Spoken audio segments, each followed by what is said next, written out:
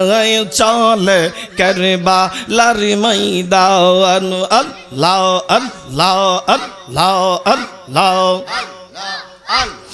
কারবালার ময়দানে গিয়া দেব গলা কাটাইয়া আহুয়ার নায়া শিব পীরা আহুয়ার নায়া শিব পীরা অগণনা জানি আপনার হোসেন যায় চলে কারবালার ময়দান মাশাআল্লাহ আল্লাহ আল্লাহ আল্লাহ আল্লাহ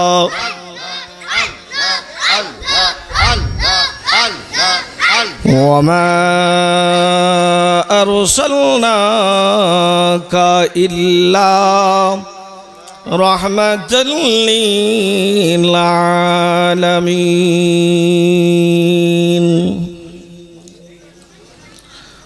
অধ্যকার আয়োজিত আগানগর দক্ষিণ পূর্বপাড়া সুরজনগর যুবকদের উদ্যোগে চতুর্থ বার্ষিকী সুন্নি মহাসম্মিলনের মঞ্চে উপবিষ্ট আছেন সম্মানিত সভাপতি সাহেব জনাব মোহাম্মদ সাইদ মিয়া সুরজনগর। মাহফিল পরিচালনায় হযরত মাওলানা তমিজউদ্দিন সাহেব সুরজনগর জামে মসজিদ। সৌজন্যে সুরজনগর যুবক বৃন্দু সকলে একবার জোরে সোরে বলি মারহাবা।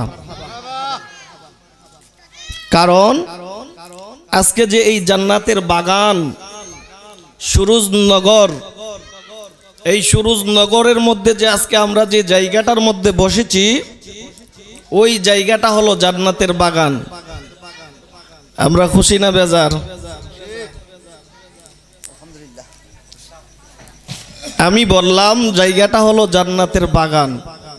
আপনাদের চেহারার মধ্যে কোনো ওইটার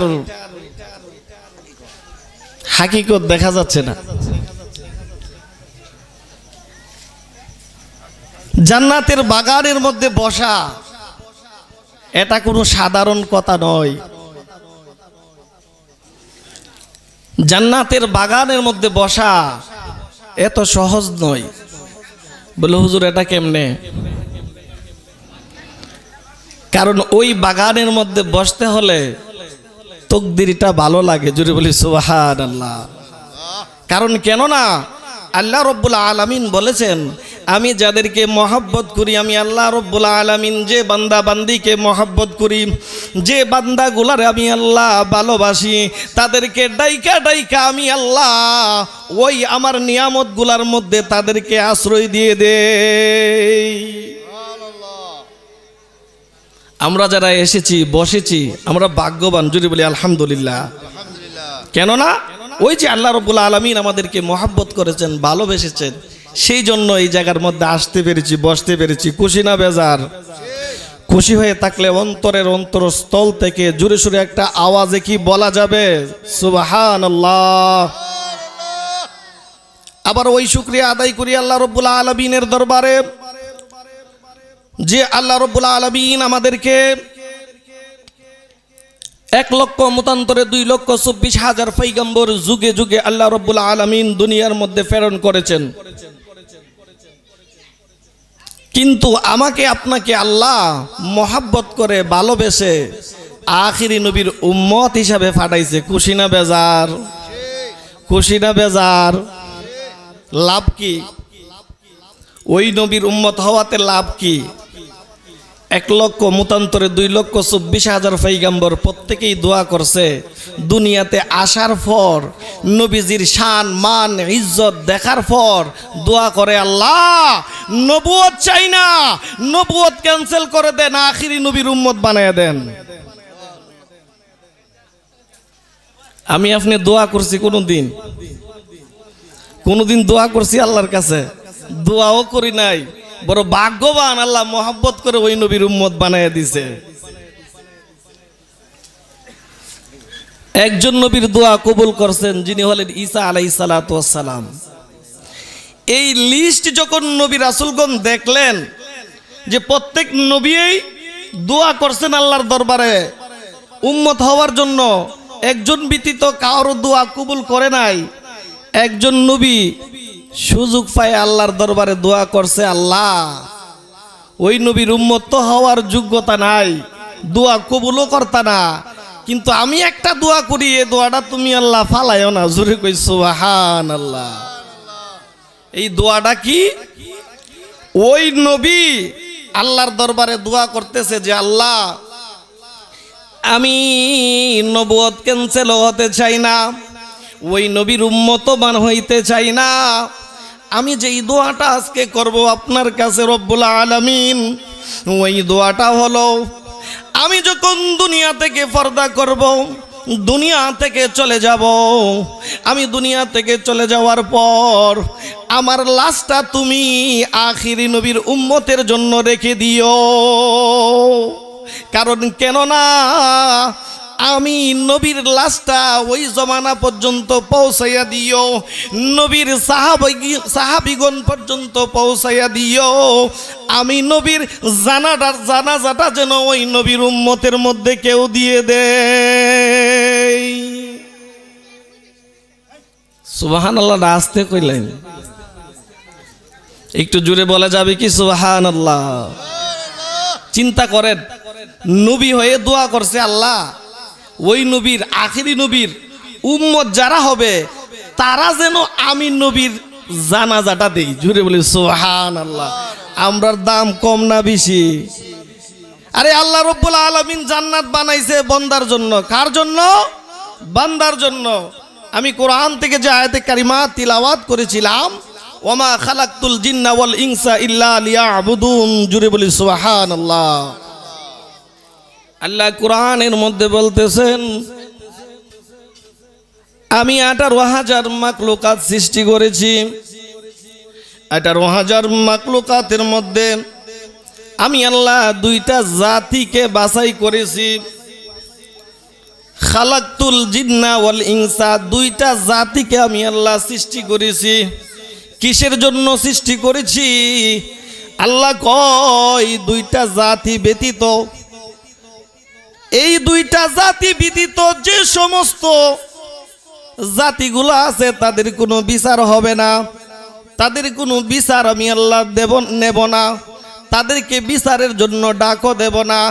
কিন্তু খালাকতুল জিন্না ওয়াল ইনসা, যে দুইটা জাতিকে আমি আল্লাহ বানাইছি, ওই দুইটা জাতিরে আমি আল্লাহ বানাইছি ইল্লা লিয়াবুদুন, একমাত্র আমি আল্লাহর দাসত্ব এবং গোলামি করার জন্য।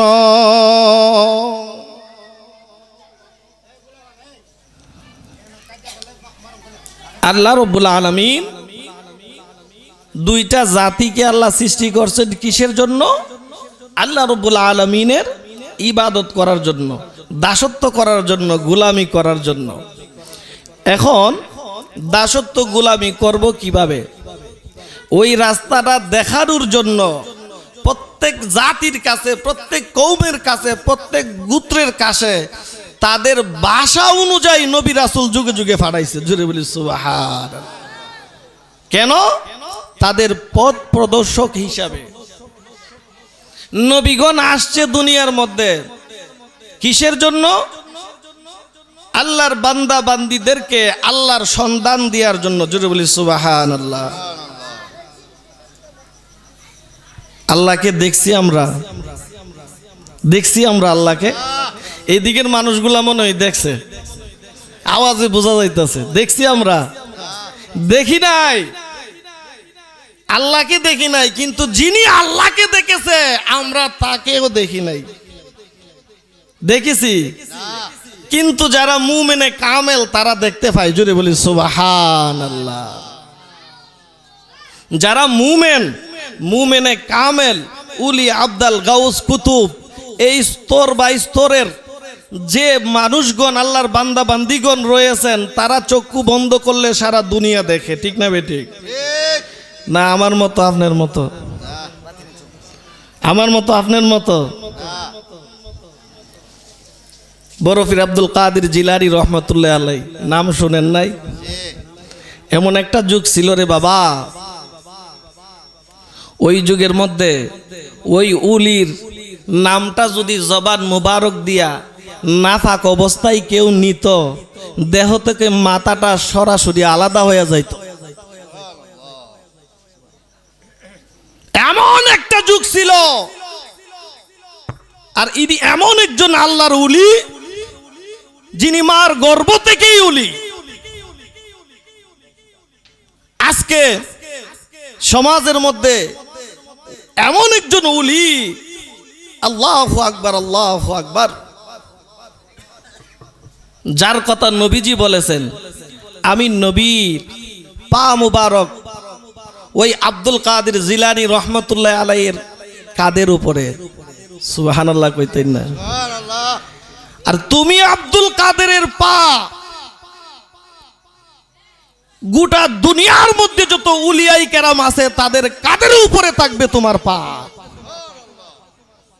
আজকে এই ফিতনার জামানার মধ্যে আইসা অনেক মানুষগুলা বলতেছে উনি নাকি উলিও ছিলেন না। নাউজুবিল্লাহ কইতেন না? জন্মের লগ্ন থেকে, আমার জন্মের লগ্ন থেকে, আরো আগ থেকে উনার কিতাবের মধ্যে বলতেছেন উনি মার গর্ভে থেকে 18 পারা কোরআন হেফজ করে দুনিয়ার মধ্যে আসছে। সুবহানাল্লাহ কইতেন না? আর ওই কাযাব মিথ্যাবাদী সে বলতেছে এটা নাকি মিথ্যা কথা। নাউজুবিল্লাহ কইতেন না? আল্লাহ তাদেরকে হেদায়েত করো।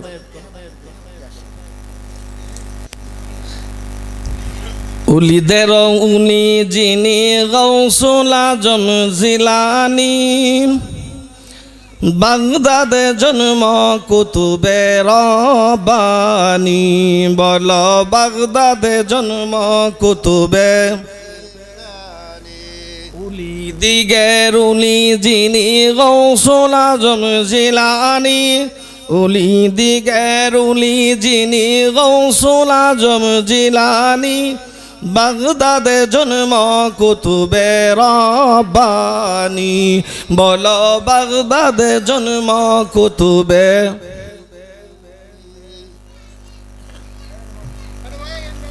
সন্দেহ আছে? সন্দেহ আছে? আওয়াজে তো কই মনে হয় কিছু আছে না। এখন আমাদের সমাজে একটা বালা সিস্টেম চালু হয়েছে। আগে তো হিন্দু মুসলমান একসাথে ছিলাম আমরা, ফারাই ফারাই মিল্লা থাকতো, ঝগড়া জাতি যাতে নাও। এখন স্টেজে আইবার আগে আলেমুল আমাদেরকে বলে দেওয়া হয়, হুজুর আমরা কইলাম মিল্লামিশা থাকি, সাইন কোন কাম করুন। আমরা সবাই মিল্লামিশা তাই তো আপনি সাইন কোন কাম করুন, দরবানি লাগাই দিয়া যায়। কথাটা বুঝেন নাই মনে হয়? মিল্লামিশা থাকি, মিল্লামিশা থাকি। বাপের সম্পত্তি যদি লয়ে জায়গা কিতা করবেন? থাকবো নি মিলমিশা? হ্যাঁ, আর মিল্লামিশি তো আছি নেক না, 1-2 জায়গা লাইল দেয় কাইটা একটু বিতে নিছে গা, সমস্যা কিতা? মানবাইননি? কথা কইন না গা আপনারা, মনে হয় মাইনা যাবেন গা। মিল্লামিশা আছে তো। তো আপনার বাবার নিজের না, আপনার বাবার জমি দিতে রাজি না। আমি মুমেন হয়ে ঈমান কিভাবে দেব? আমি যদি মুমেন হয়ে থাকি তাহলে ঈমান কিভাবে দেব তাদের কথায়? আমাদের সুন্নি জামাতের মধ্যে আমরা জীবন দিতে রাজি আছি, কিন্তু ঈমান দিতে রাজি না। ঠিক কিনা বলেন? প্রমাণ কি? আহলে বায়াত হুসাইন রাদিয়াল্লাহু তাআলা আনহু, তারা বলছিল কি, ডাক দিয়া সর্দাররে কইছিল আসরের নামাজের আগে মাথাটা নিয়ে আইবা। নাউজুবিল্লাহ কইতেন না? তাহলে তারা কোন নামাজি? ও বাবারা কথা কন না কা, তারা কোন নামাজি? আর এই নামাজের কারণে যদি আমরা মিল্লামিশা চলি, চলন যাইবনি মিল্লামিশা? হ্যাঁ আছি, এমনি আছি, ভালো আছি আলহামদুলিল্লাহ, কিন্তু ঈমানের ক্ষেত্রে এক বিন্দু ছাড় দেওয়া যাবে না। ঈমানের ক্ষেত্রে যদি আপনি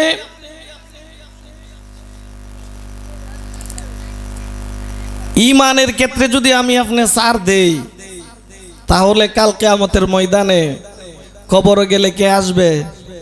নবী। কবরে কে আসবে? নবী। শাফায়াত করবেন কে? নবী। ফুলসরাতের ফুল 30,000 বছরের রাস্তা। কয় হাজার বছরের রাস্তা? 30,000 বছরের রাস্তা। এটা কি পার হওয়া সম্ভব? যদি না থাকে এইখানে পড়বেন বিপদে। উলিদের উলি যিনি গৌসুল আজম জিলানী, গৌসুল আজম জিলানী, বাগদাদে জন্ম কুতুবে রব্বানী। বলো বাগদাদে জন্ম কুতুবে। কি উলিদের শান গাইলে কি সমস্যা হইব? তো আপনারা কন্যাকা আওয়াজ দিছে, আজকে আওয়াজ দেন আলহামদুলিল্লাহ। আওয়াজ একসাথে আওয়াজে পড়েন সবাই। উলিদের উলি যিনি গৌসুল আজম জিলানী, উলিদের উলি যিনি গৌসুল আজম জিলানী, বাগদাদে জন্ম কুতুবে রব্বানী। বলো বাগদাদে জন্ম কুতুবে। গৌস বংশ তোমার হাসান হুসাইনি, তুমি হইলা মা ফাতেমার নয়নমণি। আল্লাহু আকবার। গৌস বংশ তোমার হাসান হুসাইনি, তুমি হইলা মা ফাতেমার নয়নমণি। একবার দিদার দাও গো তুমি অগ গৌসে সামদানি, একবার দিদার দেও গো তুমি অগ গৌসে সামদানি। বাগদাদে জন্ম কুতুবে রব্বানী। বলো বাগদাদে জন্ম কুতুবে। এই তরিকায় ভর্তি হইলে আহলে বায়াত হবে সেজন নবীজি বলে। আল্লাহু আকবার। এই তরিকায় ভর্তি হইলে আহলে বায়াত হবে সেজন নবীজি বলে। প্রমাণ আছে কিতাবেতে ভাই বোনেরা শুনছনি, প্রমাণ আছে কিতাবেতে ভাই বোনেরা শুনছনি। বাগদাদে জন্ম কুতুবে রব্বানী। বলো বাগদাদে জন্ম কুতুবে। উনি দিগের উলি যিনি গৌসুল আজম জিলানী, উলি দিগের উলি যিনি গৌসুল আজম জিলানী, বাগদাদে জন্ম কুতুবে রব্বানী। বলো বাগদাদে জন্ম কুতুবে। গৌস তোমার কাঁধে নবীজির কদম, সমস্ত উলিদের কাঁধে তোমারই কদম। গৌস তোমার কাঁধে নবীজির কদম, সমস্ত উলিদের তোমারই কদম। একবার দিদার দাও গো তুমি অগ গৌসে সামদানি, একবার দিদার দাও গো তুমি অগ গৌসে সামদানি। বাগদাদে জন্ম কুতুবে রব্বানী। বলো বাগদাদে জন্ম কুতুবে। যেই কথাটা বলতে চেয়েছিলাম, আল্লাহ রাব্বুল আলামিন দুইটা জাতিকে সৃষ্টি করেছেন আল্লাহর ইবাদতের জন্য, আল্লাহর দাসত্ব এবং গোলামি করার জন্য। আর কিভাবে যে গোলামি করব এটা শিক্ষা দিয়েছেন আমাদের নবী, দু জাহানের বাদশা নবী রাহমাতাল লিল আলামিন, যিনি সমস্ত নবীদেরও নবী। জুড়ে বলি সুবহানাল্লাহ।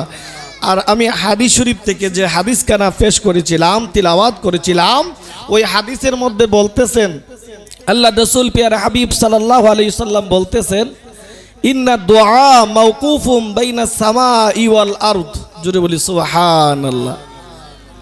আল্লাহর নবী বলতেছেন, আমি আপনার যে ইবাদত করতেছি, নামাজ, রোজা, হজ, যাকাত, সমস্ত ইবাদতগুলা বাইনা সামাই ওয়াল আরদ, এই জমিনের উপর আসমানের নিচে ঝুলন্ত অবস্থায় থাকে। লা ইউসআদু মিনহা শাইউন হাত্তা তুসাল্লি আলান নবী, জুড়ে বলি সুবহানাল্লাহ। কই কতক্ষণ পর্যন্ত ঝুলন্ত থাকে? যতক্ষণ পর্যন্ত নবীর দুরূদ পড়া না হবে ততক্ষণ পর্যন্ত ওই দোয়াগুলা আল্লাহর দরবারে পৌঁছায় না, জুড়ে বলি সুবহানাল্লাহ। সময় সংক্ষিপ্ত, সেই জন্য হুজুর বৈশা রয়েছে আলোচনার জন্য। আমি আপনাদের কাছে বিদায় আরজ করতেছি, প্রত্যেকেই আমরা আখিরি নবীর উম্মত হিসাবে আমল করা দরকার, ইবাদত করা দরকার। আল্লাহ ইবাদতের জন্য বানাইছে, ইবাদত করতে হবে। কিভাবে ইবাদত করতে হবে? খালেস। তো ওই পরিশুদ্ধ আত্মা নিয়ে ইবাদত করতে হবে। আর পরিশুদ্ধ আত্মা হব কিভাবে? আল্লাহর উলিদের দরবারে গেলে, জোরে বলি সুবহানাল্লাহ। না বেদাত হবে? গেলে বেদাত হবে? জিয়ারত বেদাত হয়? জিয়ারত বেদাত হয় না। জিয়ারত করার জন্য আল্লাহর নবী বলেছেন, মান হাজ্জা ফাজারা কবরি বাদা মাউতি কানা কামান জারানি ফি হায়াতি, জুড়ে বলি সুবহানাল্লাহ। আল্লাহর নবী বলেছেন, মদিনায় শরীফ হজ করার পর, মক্কা শরীফ হজ করার পর যেই ব্যক্তি আমি নবীর দরবারে আসবে, সে যেন আমি নবীর জীবদ্দশায় আমার কাছে আসলো। সুবহানাল্লাহ কইতেন না? যাদেরকে আল্লাহ নসিব দিছে যাওয়ার জন্য, যাইতেছে, নবীর দিদার নসিব হইতেছে। যাক, প্রত্যেকেই চেষ্টা করবেন 5 ওয়াক্ত নামাজ পড়ার জন্য, ইমানটা ঠিক রেখে। ইমান আগে ঠিক, আগে ইমান পরে আমল। আমরা 1 2 গণনা করিনি, 1 2 3, 1-এর ডান পাশে শূন্য দিলে কত হয়? 10 হয়। আর ওই শূন্যটা যদি ওইদিকে ঘুরায় দেই লাভ হবে নি? আরো যদি আরেকটা দিই লাভ হবে নি? হবে না। কারণ কেন? এটা উল্টা হয়ে যায়। আরে আমার নবীর পিছনেও নামাজ পড়ছে, কিন্তু সাহাবী হতে পারে নাই, সাহাবী হতে পারে নাই। আরেকজন মদিনা ইয়ামেন শহর থেকে নবীরে দেখে নাই, নবীর সাহাবী দেখা তাবি হয়ে গেছে, যদি বলি সুবহানাল্লাহ। আর নবীর পিছনে নামাজ পড়া কি হতে পারে নাই? সাহাবী হতে পারে নাই। তো আমি আপনি এখন মিলমিশার আলোচনা আসে এখানে? মিলমিশার আলোচনা ইমানের ক্ষেত্রে নয়। ইমানের ক্ষেত্রে মিলমিশা হবে না। ইমান আলাদা। সর্বপ্রথম ইমান, তারপরে আমল। ইমান ঠিক করেন, আমল করার চেষ্টা করেন, 5 ওয়াক্ত নামাজ পড়ার চেষ্টা করেন। আল্লাহ পাক রব্বুল আলামিন প্রত্যেককে 5 ওয়াক্ত নামাজ পড়ার তৌফিক দেখ। সবাই বলেন আমিন। আশা ছিল অনেক কান আলোচনা করব ইনশাল্লাহ, কিন্তু যদি আল্লাহ তাআলা তৌফিক দেই পরে ইনশাল্লাহ এক সময় আলোচনা করব। এখন আমি আপনার সুপরিচিত ব্যক্তি, এলাকার কৃতি সন্তান হযরত মাওলানা হেলাল উদ্দিন নিজামী সাহেব আপনাদের সম্মুখে কোরআন এবং হাদিস থেকে আলোচনা নিয়ে আসছেন। হুজুরকে হুজুরের মূল্যবান তকরির পেশ করার জন্য কমিটির পক্ষ থেকে অনুরোধ করা হচ্ছে। ওয়ামা আলাইনা ইল্লাল বালাগ। আসসালামু আলাইকুম ওয়া রাহমাতুল্লাহি ওয়া বারাকাতুহু।